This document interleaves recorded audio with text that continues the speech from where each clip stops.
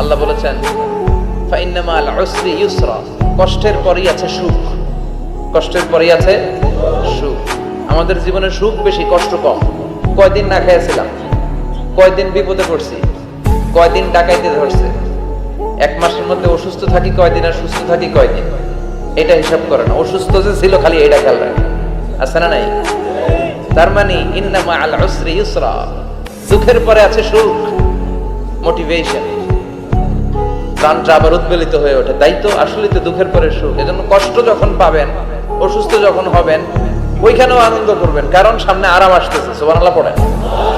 মুমিনের হারাবার কিছু নাই, দুঃখ পাওয়ার কিছু নাই।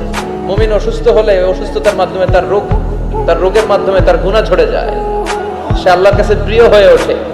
তা আমাদেরকে কেউ হারাইতে পারে? কথা বলেন, আমাদের কেউ ভয় দেখাইতে পারে? মোটিভেশনাল সূরা, সূরাতুল ইনশিরাহ আর সূরাতুদ দুহা। এখানে অনেক হিউজ মোটিভেশন আছে। যারা হতাশ, যাদের জীবন ভাল লাগে না, মরে যেতে মনে চায়, গার্লফ্রেন্ড গালি দিছে, আছে না নাই? আবার বয়ফ্রেন্ড গার্লফ্রেন্ডের গালি দিছে, এ ওড়না পেঁচায়া ফ্যানের মধ্যে ঝুলে আত্মহত্যা করে। কত বড় পাগল তুই, মরলি কেন? গালি দিছে তো কি হয়েছে? হ্যাঁ, বুঝতে চায় না, হতাশ হয়ে যায়। আর বয়স কম তো, ইচড়ে পাকা, অল্পতে কাবু হয়ে যায়। এই সূরাগুলো পড়ে না, এখানে আশার বাণী আছে।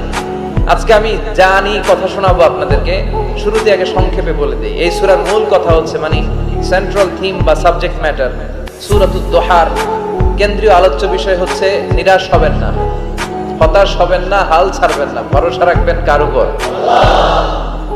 মুমিনরা নিরাশ হয়, হতাশ হয়, হাল ছাড়ে নাকি ভরসা রাখে? কার উপর ভরসা? কার উপর? না নৌকার উপর? ধানের শীষ, নাঙ্গল, হাত পাখা, দাড়িপাল্লা, ভরসা থাকবে একজনের উপর। চিল্লায় বলেন, তিনি কে?